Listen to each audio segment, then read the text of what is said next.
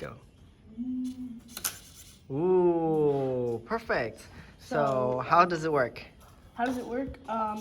So the first thing is, the first thing is the power. The power comes from the computer, and we take the power and plug it into our Arduino microcontroller. Right. And then from that Arduino microcontroller, we are taking 5 volts of power, which is the positive, Very good. and then we're taking the negative power, which is ground. And then they are going into this sensor with a few other wires, and they are making it so the sensor can actually work and detect that I'm there.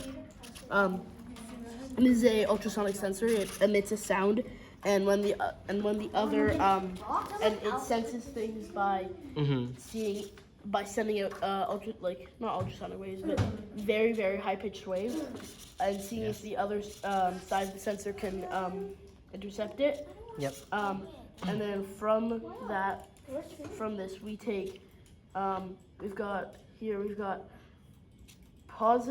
negative power going into here, positive power going into the middle here, and on the outside we've got the signal. Signal is coming straight from the Arduino, and positive and negative are coming from our breadboard. This is another component that we use just to kind of wire things and make it a bit easier instead of having to connect it straight to the device that we're using. Right. And then these come to our motor here, and then when you put all that together, it can sense when something is near. Sorry, the wires were in the way. That's why. Fire. Anyway, so. All right. That's about it, right? Thank you very much. Well done. That is a very detailed explanation. And yeah, well done, Eli. Thank you.